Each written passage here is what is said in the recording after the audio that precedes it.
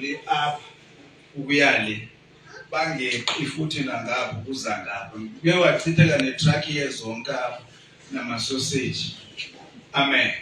Uba sizame nje ukukhusela kule ndawo uba khona into engeke sikwazi ukuzinqanda nani niyayazi loo nto. Malibonke igama lenkosi. Unqandwe nje apha nalapha kuphela. Amen. Okanye kuyocelwa phaa kwamakhelwane senzelwe igate. Senditsho from the beginning of i-service masi practice ukubalumla apha. Malibonke igama lenkosi. Mandibulise ke ibandla lonke. Amen. Ndiyayithanda le nkuthazo esiyifumanayo kuJunior. Amen. Hallelujah. Ndiyayithanda kakhulu. I-keyboard asikabi nayo kodwa bakhona bazinikele ukuyifunda. Yes. Bendicela izandla eziphilile bazali xa senincedisa.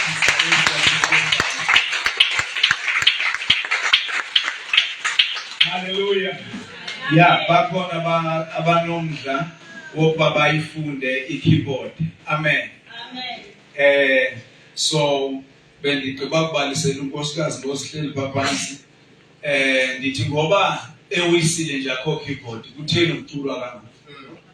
Ehabe akho keyboard kutheni ukuculwa kangaka? Kwezinye ibranches abasindiswe kwi-branches kwezinye indawo kumaswe i-keyboard isemishini. Kwi-branches akho keyboard kuyaculwa nje kuvuyiwe enkosini. Cha inyaniso yile bazalwane. Umuntu enkonzweni uyilentwa yiyo abesuka khona.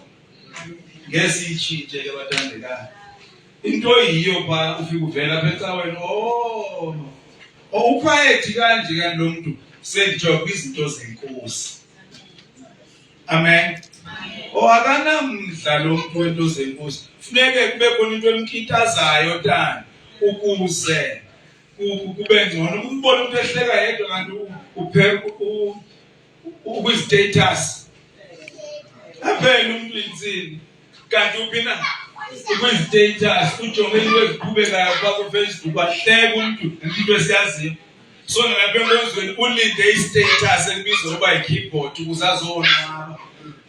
Sivuya enkosini hayi enkonzweni. Hallelujah. Ndithi sivuya phi kha umxelela lo setsapo ngathi akevanga benthe sivuya phi. Hayi kuyivanga niyoyikana nabathandeka. Sivuya enkosini hayi enkonzweni. Amen. Not away. Sivuya enkosini itsho njalo iBhayibhile. Enye into ethi qatha ngomhleli phansi ezingcingeni zami bazalwane enkonzweni akuyondawo yokuxazululwa kwengxaki kuphela. Yindawo yokukhonza. Amen. Omnye ufike ethulile kanti ulinde uba izwi lizawuthini kuye kodwa akathini into yena enkosini. Amen. Ivele ke ngokujala vele uphuma ungevanga nabe kuthiwani. Akuyondawo le bazalwane yokusonjululwa kwengxaki kuphela. Underline kuphela. Kakhulukazi le yindawo yokukhonza. Ngoba xa sikhonza uThixo uyasilungiselela.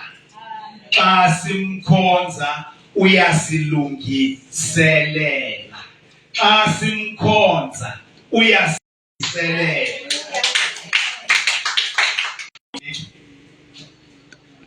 Ubuze kum hayi Thixo unganiki into ethile ndingathi unganiki into ethile ndingathi kanti xa Thixo wena ndikhothama phambi kwakho ndiqubuda kuwe uyaqala uThixo ukwenzela izinto. Phofa umthengi nalapha umkhonza ngenxa yento aseyenzile kakade akathengwa ngekholide akathengwa nangemali uzama ukuthi kubanyakaze ngaphandle kokumkhonza kodwa. Hallelujah. Uthi kufuna uqutyudwe uye. Lo muntu endithetha ngaye akekho ezulwini bathandekayo. Ulapha kuwe ngoku. Lo muntu ufuna uqubude uyawuze uyomfuna ndawo. Ulapha kum ngoku. Amen.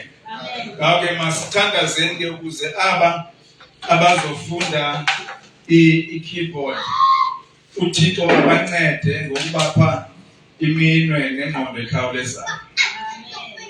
Amen. Hallelujah. And ke mna bathandekayo inyaniso imsulwa andingxamelanga kwa-keyboard. Ndingxamele ibandla eliphilile. Umvumzana umzana ubani ukhona kuyevakala ubani ukhona kuyevakala ubani ngaphandle kwakhe umuntu uphethwe yisisisu. Sizamthandazela lo egameni likaYesu. Amen. Alright bathandekayo masijonge izwi lenkosi. Namhlanje sizalijonga kwincwadi kaTito chapter 2 from verse 11 siyoma ku verse 15. Tito chapter 2 verse 11 siyoma ku verse 15. Glory. Bazali makesivuye ake siziqheliseni ukuvuya enkosini. Amen. Bazalwane make siziqhelise ukuvuya kuYesu. Amen. Amen. Hallelujah. Osefikile kwincwadi kaTito. Ndicela ndipho amen. Amen.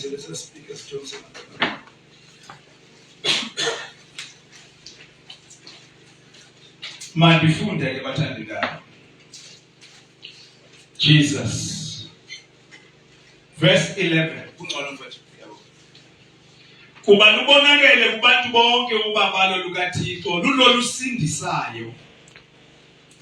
Lusiqeqesha ukuze sithi sikuncama ukungahloneli Thixo nokukhanuka okukokwehlabathi. Sihlale ngokunesidima nangokubulungisa nangokuhlonela uThixo kweliphakade langoku. Silinde ithemba elinoyolo nembonakalo yobuqaqawuli boThixo omkhulu umsindisi wethu uYesu Kristu owazinikela ngenxa yethu ukuze asikhulule ngokusihlawulela kuko konke ukuchasa umthetho azihlambululele abantu abangabakhe abazondelela imisebenzi emihle. Ezi zinto zithethe uvuselele wohlwaye ngawo wonke ummiselo makungabikho namnye ukudelayo. Glory. Amen. Siqhubeka ke bathandekayo nomyalezo othi apha elukholweni masongezelele. Amen.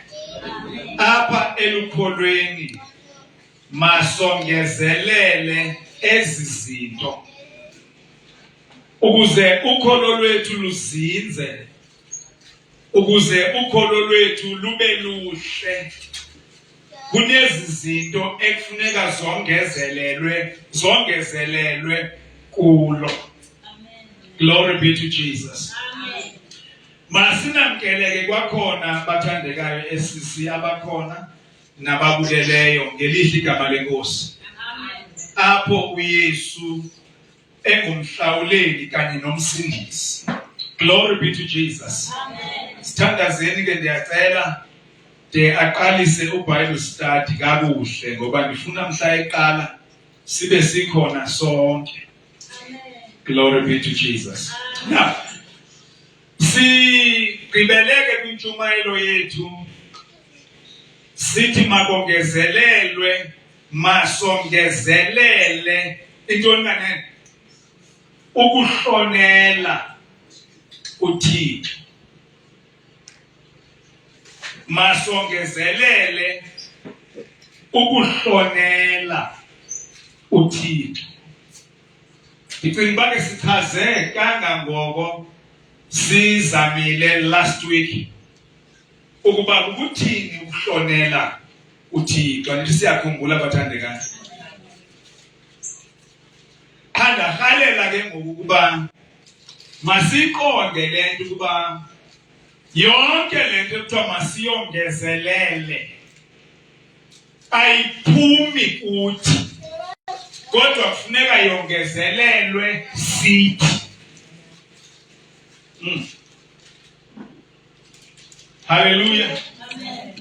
Kaloku thina zonke izinto zethu sizithatha kubantu kuYesu, asizithathi kwenye indawo. Awuzuphuma uyofuna kwenye indawo ukongezelela, kodwa iphaya kuYesu le nto kufuneka siyongezelele.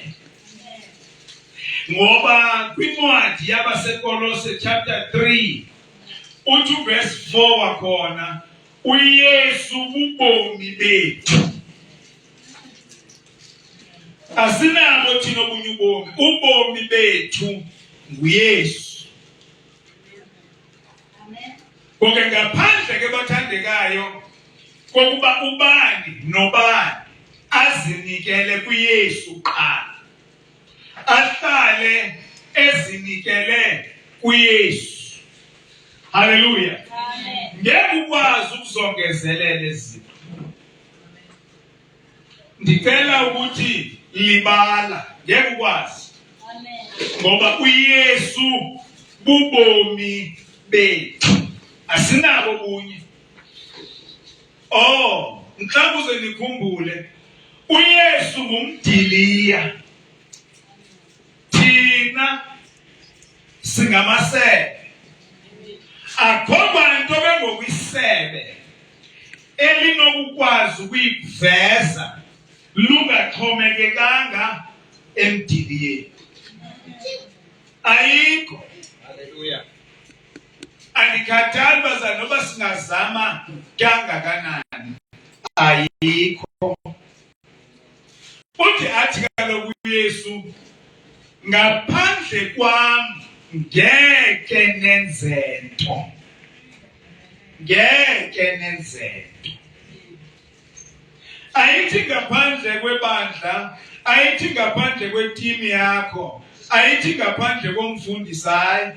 Uthi uYesu, ngaphandle kwam ndinguYesu ngeke nenze nto. Nake nayicinga la verse noba ukuyifunda nje kuphela. Ngeke nenze nto. Kutsho ke ngokubani umdiliya uxelela amasebe. Kangangoba akhona amasebe omayo elapha emdiliyeni. Bakhona abazali abanjani uxakeka ukuba ithina lempilo yalo muntu ngumzalwane lo, kodwa ubuzalwane abubonakali. That is, ukuhlonela uThixo akukho. Ngumzalwane yena, kodwa ubuzalwane make ndingene nje kancane kule ndawo. Uyabona uba uvunywa ngabantu abangasindiswanga uba usindisiwe, ithi loo nto uyafeyika ukusindiswa.